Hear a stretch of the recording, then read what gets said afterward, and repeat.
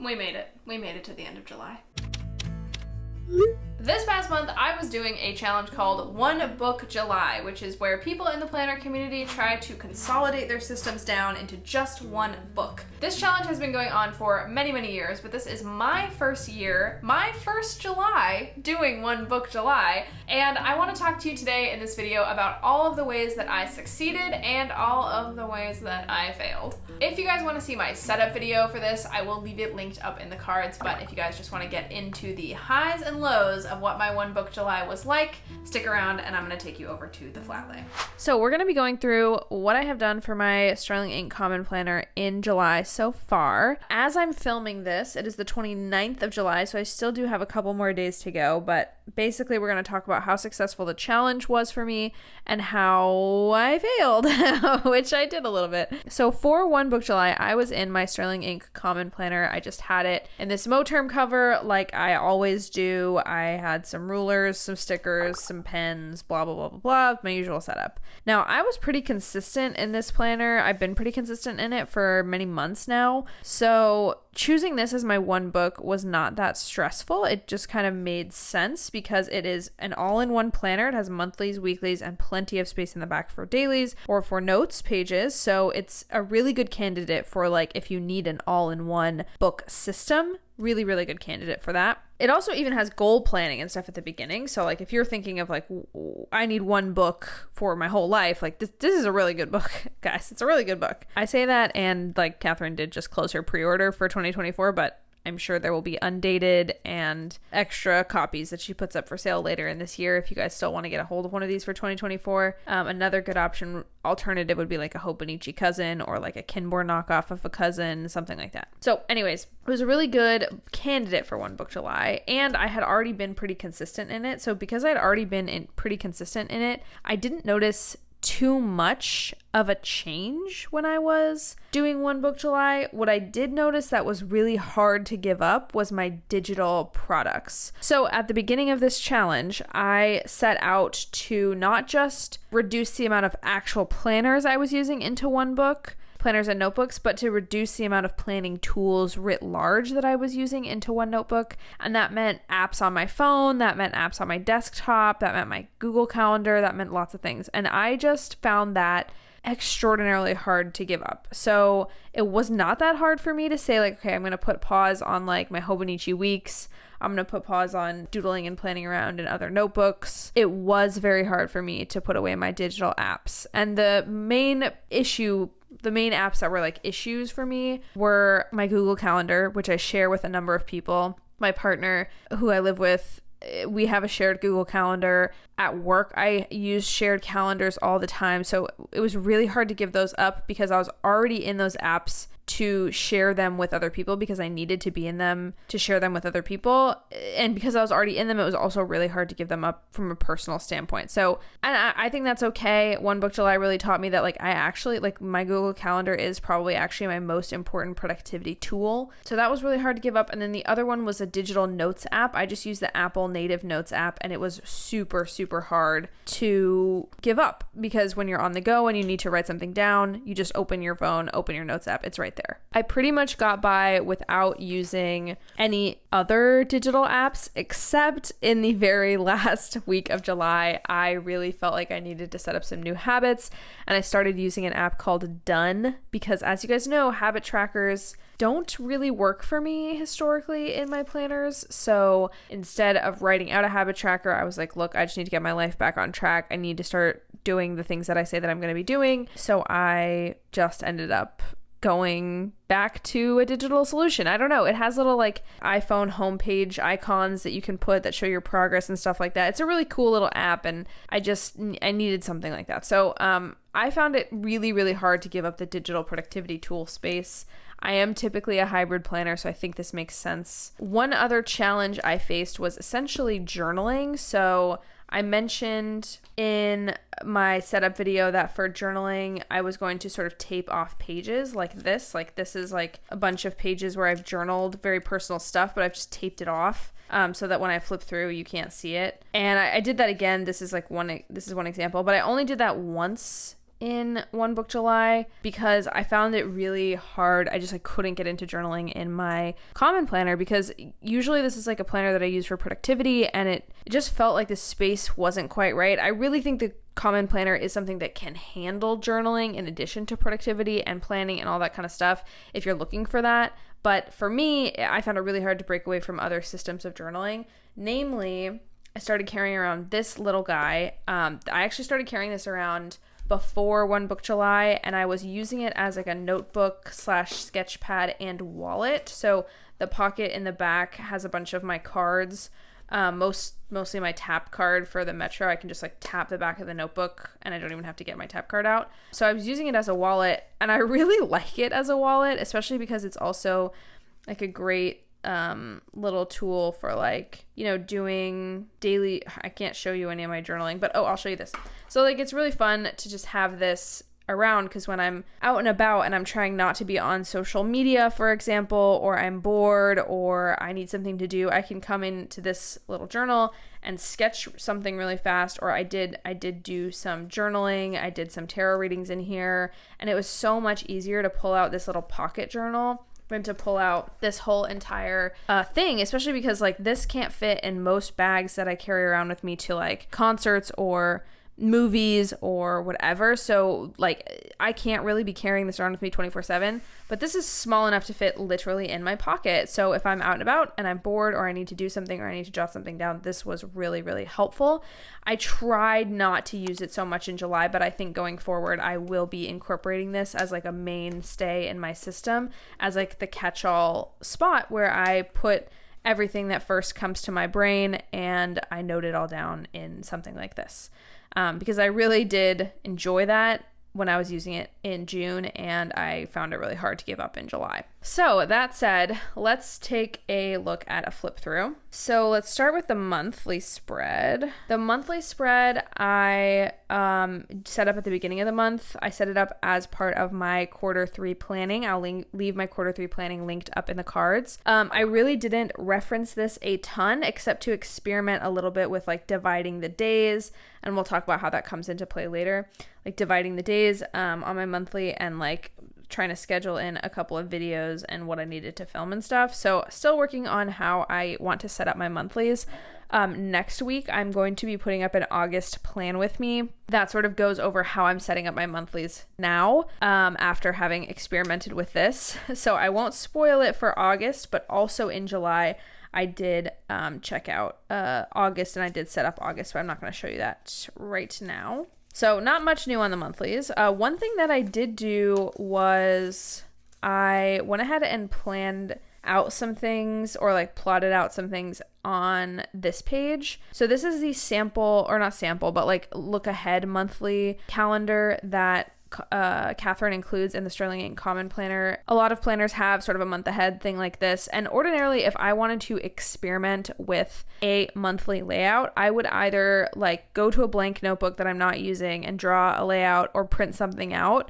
But instead I had this blank monthly, and I was like, you know what? I want to like write some things down and experiment with a few things. And I told myself I was just going to be in this planner. So this was a really convenient place to just experiment with a monthly without having to draw a whole new layout. So I did some experimenting that I would ordinarily do in other notebooks right here in my Common Planner. So that was cool to like see how this book can really enable you to experiment more. Let's take a look at the weekly sections. So I don't know what it was about the beginning of July, but I said I was going to do One Book July. I set my intentions very thoroughly, and then for the first 2 weeks, I just completely was like, no, my brain cannot handle the weekly. For some reason, I was really excited to get into it and start One Book July, but the first 2 weeks of, and by first 2 weeks, I mean like this last week of June and the first week of July, I just like my brain malfunctioned and I like couldn't get in here. So this is blank. This, another example, like I mentioned with the monthly, where I just needed to like sketch out a timeline, and I didn't want to use a blank weekly from another book that I was not using. So I came in here and used the a week that I had not planned anything on. So I actually made this spread in like the last week of July. Yeah, like last week. But I had not planned anything on this page, but I was like, look, it's a blank weekly. I can do whatever I want with it. So I just came in here and plotted some things out and referenced this a couple of times. At this point in the video, I just want to pause and talk about our sponsor, Skillshare. As regular viewers of this channel will know, I love Skillshare because it is a community of creative individuals who are creating courses on everything from digital productivity skills to video editing to photography to crafts and illustration. But they also have so many other courses on anything you might be interested in. So if you're interested in learning something, Skillshare has your back. Right now, I'm checking out Yasmin Cheyenne's course, Writing for Self-Discovery, 6 Journaling Prompts for Gratitude and Growth. Journaling is such an important resource for self-reflection and self-care, and I know a lot of people get intimidated by the blank page. Even I get intimidated by the blank page, and I have been journaling since I could read and write. But Yasmin's course will guide you through some of the best questions you can ask yourself to get into your journaling session. And you can do it on your coffee break. 10 minutes a day is all you need to cultivate a fulfilling journaling routine, and this course can help you do it. And as a viewer of this channel, you can explore that course or something new totally for free. The first 1,000 people to click the link in my description box will get a 1-month free trial of Skillshare. Okay, back to the video. This was a fun week. I went to Pride this week, so I commented that, but this is basically what my weeklies looked like. You know, I'm planning out my work schedule. I have a few different events, things like that. This week was super fun. I saw Oppenheimer. Barbie's next week. I was using a kit. This is a Hubman and Chub Girl kit, so that was nice. Really liked this week because it feels really full. This is the next week. Actually, this is this week. I'm filming it right here on this little filming block. This week has been really good. I haven't really been using my trackers in the sidebar, still a work in progress there, but otherwise really good. And I have liked the presence of trackers in my sidebar. I really did like them the previous week, so yeah. So the weeklies are basically as is. Nothing much changed, just had to get back into a rhythm. Okay, so for the daily pages, basically with these pages, it's like brain dump and brainstorming and stuff like that. So I have a couple of YouTube brainstorms here, and then I have to-do lists, blah, blah, blah. On this page, I had previously had a note that I was going to create segmented lists, personal, work, and YouTube, and then have running task lists for the month of July so that I didn't reference my digital task apps. And that sort of worked. I didn't reference my digital task app, which is Things 3. I didn't reference that almost at all during the month. But I did just do one massive brain dump. And instead of splitting it up by personal, work, and YouTube, I just did one massive brain dump.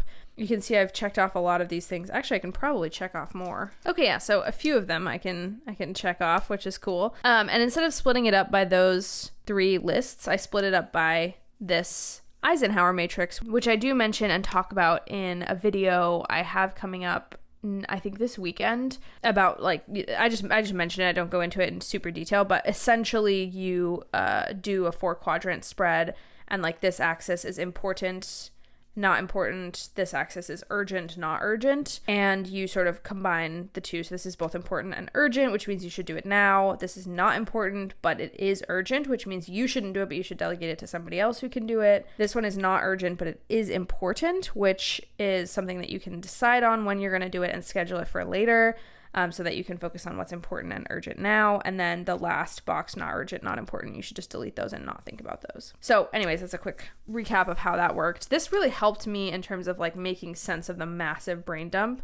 So I brain dumped over here, and then I created the Eisenhower matrix with my tasks in it. And this is where I journaled. So in here, I have some therapy notes and some journaling, and I'm obviously not going to share those because it is quite private. This is the only time I really journaled in July in this notebook, which also meant because I was forcing myself to be in this notebook, I did not journal very much in July, which sucks. I really should have just accepted that it was not going to work for me in this book and moved on to something else, but instead I kept holding out hope, and I just ended up not journaling because I could never convince myself to pick this book up out of my bag and journal. It just felt like too clunky to me, I guess. So anyway, so this was the only page that I did that, and I just taped it off here because it's private. I really like the ways that my dailies turned out. Again, like I just used a kit here from Hubman and Chub Girl, or like they sent me a bunch of products and I sort of Frankensteined a kit. My to-do lists are looking immaculate, mostly done this week, which was great. I also took some notes, like a potential no-buy, some changes at work, some planner thoughts. I made a little gratitude list. I noted when I started a new video game. Like, this was super fun for me. I really, really enjoyed this.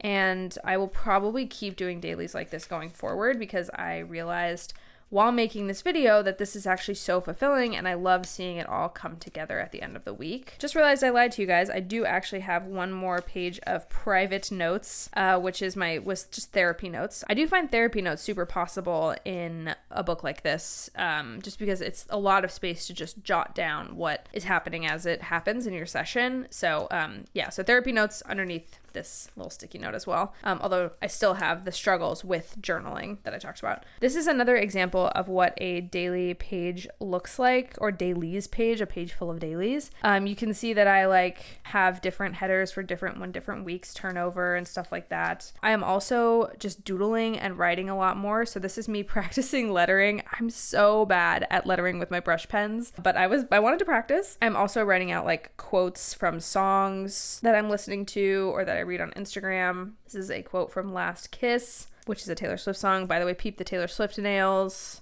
I love them. I'm obsessed with them. And I did them myself. They're kind of cool, right? Like, they're like, each one is an album. I don't know. Shout out in the comments if you can name all the albums. I guess I did do a little bit of micro journaling here, which is cool. Mostly because I had already put the date sticker down and then didn't write anything else down, and I wanted to fill that out. So anyways, this is kind of what it looks like between this and this. It's what my daily pages look like. And then I did have some notes here that I was taking on just like body care generally, products I want to try or am using, and then like showers and moisturizing. I'm trying to get my skincare on lock, and honestly, I've been neglecting my body skincare, so this was cool to make some notes about this. But that's the way that I use this planner in July. It doesn't look as full. I think maybe you might expect it to look fuller if like this is the only planner that I'm in during July, but this is how I plan this. I don't just like put stuff down to just have it down. So I don't have it down, basically. One thing I want to add to this is I did read a book in July, and I want to take some book notes on that. I just haven't gotten the opportunity to do that. But I think as I've been reading the book, my thought process is that, the Sterling Ink Common Planner is absolutely the place that I want to put the book notes. So even though I've experimented with other book journals in the past, I actually think this size and spread and setup is really the best for taking notes like this, or like on books and stuff like that. So I'm excited to distill that book knowledge and put it in my common planner as like notes so that I can reference it later. But that is my one book July recap, and also how it was going for me. If you also did one book July, let me know down in the comments how it went for you. Are you also trying to do a digital detox with your one book July, or are you just trying to do all your paper products in one? Do you journal in the same book you plan in? Let me know down below. I'm super curious. I love you guys so much. Thank you for being subscribed and for being awesome. I really, really cherish our time together. And if you want to keep hanging out, you know the drill. I have a little video on the screen that you can watch, or follow me at Rachelle in Theory over on Instagram. Thank you again for watching, and I will see you guys in the next one. Bye.